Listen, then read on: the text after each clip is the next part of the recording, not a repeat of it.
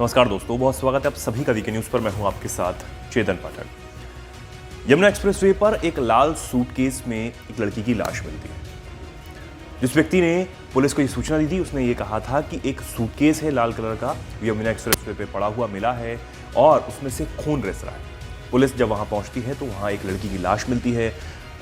Police जांच में जुटती है तो वो जो लड़की है उसकी पहचान आयुषी के नाम से होती है और वो दिल्ली के बदरपुर की रहने वाली बताई जाती है।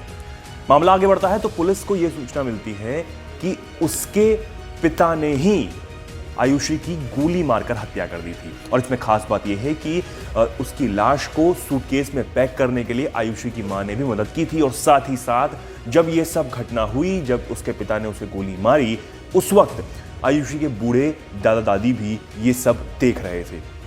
ये बात भी निकलकर सामने आई। लेकिन अब जो चौंकाने वाला खुलासा हुआ है उसे जानकर आप भी यकीनन बेहद हैरान रह जाएंगे।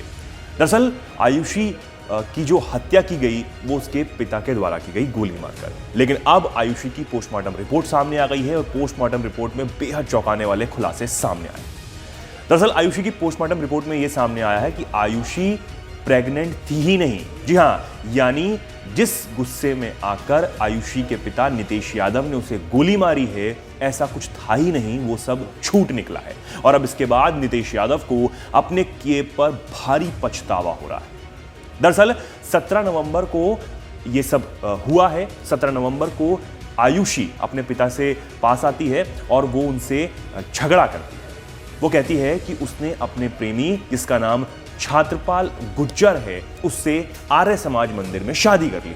बस फिर क्या था, नितेश यादव आग बबूला हो गए और उसके बाद उसने ये सब अंजाम दिया।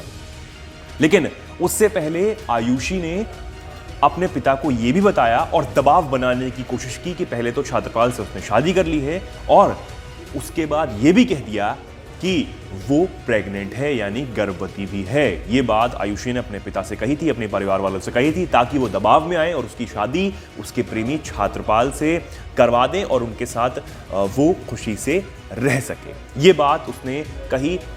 अब इसके बाद नितेश यादव गुस्से में आते हैं और उन्होंने गुस्से में आकर आग बबूला होकर गोली मार दी आयुषी को और उसको मौत के घाट उतार दिया। जिसके बाद ये सब हुआ और उसकी लाश जो है वो यमुना एक्सप्रेसवे पर एक लाल सूटकेस में बंद कर फेंक दी।